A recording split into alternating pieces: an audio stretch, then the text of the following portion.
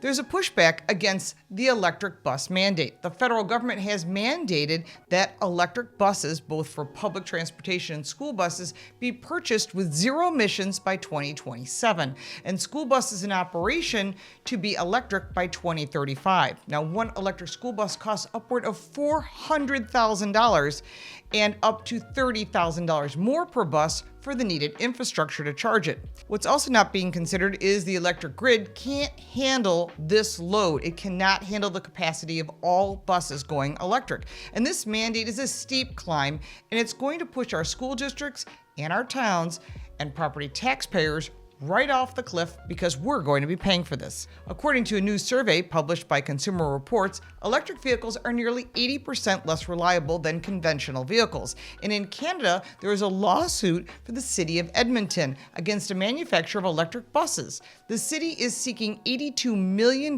in damages from Proterra, the California-based company that sold electric buses, complaining that mechanical issues and promises of long driving ranges that never manifested. Edmonton says that the buses have never once achieved the operating range laid out in the contract, according to CTV News. The city claims it was blindsided after Edmonton purchased 60 battery-operated buses. Sadly, on August 7, 2023, Proterra filed for Chapter 11 bankruptcy protection, a form of bankruptcy proceeds that allows the business to continue operating while it works with its creditors. This is the same bus company that the Biden administration promoted, Proterra, and of course they virtually toured the facility. Bus electrification ambitions present a myriad of complexities: inadequate energy infrastructure, capital funding, electric bus manufacturing challenges, high costs, limited range, public resistance, and an unrealistic 2027 deadline for zero-emission bus purchases poses significant obstacles on a global basis. The bus electrification goals are blind to the significant investment from taxpayer dollars, and it also is impacting school districts that have switched to low-emissions propane bus fleets, which are actually easier to maintain. In California's vast northern rural school districts with their mountain passes and long snowy roads, the typical electric bus range is not nearly enough, and California is pushing schools to get rid of their diesel buses and swap them for battery-powered ones. But this is not working in rural communities. Global e-bus sales have increased by 32% last year, according to a report from Bloomberg New Energy Finance. Today, about 17% of the world's buses are electric, 425,000 in total. But 99% of them are in China, where a national mandate promotes all sorts of electric vehicles. And in the US, a few cities have bought a few electric buses, or at least run limited pilots to test the concept out.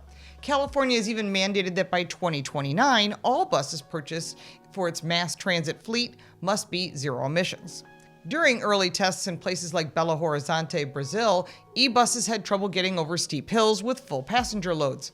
Albuquerque, New Mexico canceled a 15-bus deal with Chinese manufacturer BYD after finding equipment problems during testing. The city also sued.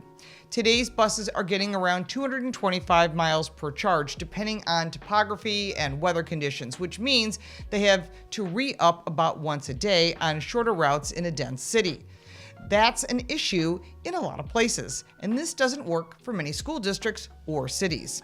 In colder climates globally, such as in England, they've had major issues to keep the buses warm, and condensation's been building up on the windows so the driver can't even see. The winter months highlight the shortcomings of electric transportation, including heating, lighting, and traffic jams, which drain the batteries as they struggle to cope and have been breaking down. In Iowa City, electric buses struggle with winter weather too. Anything below 20 degrees, especially when the temperatures are 0 degrees or colder many months of the year, the buses have between 39 and 45% reduction in capacity for their energy, and that's been a problem. The city of Philadelphia purchased a fleet of Proterra buses in 2019 that had to be taken out of service in February of the following year due to defects. The local National Public Radio affiliate reported that this is a problem. How is all of this being funded? Your tax dollars. In 2021, the president pledged more than $10 billion from his $1.9 trillion bipartisan infrastructure plan towards zero-emission transit and school bus programs.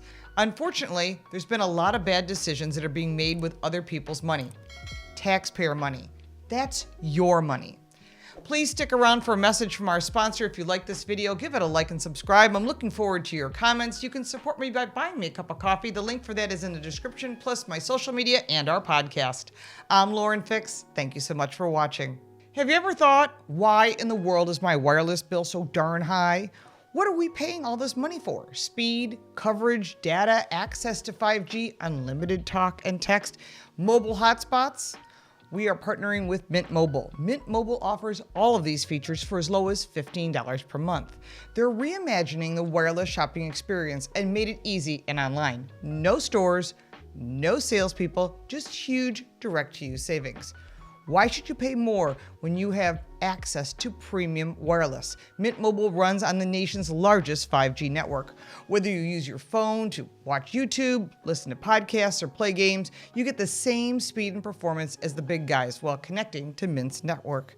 How hard is it to switch your service? Big Wireless wants you to think it's hard, but switching to Mint is super easy. Thanks to digital eSIM cards, which most phones now have, you can sign up and activate immediately right on your phone from the comfort of your home. And if your phone doesn't have an eSIM, Mint will ship you a new SIM card for free.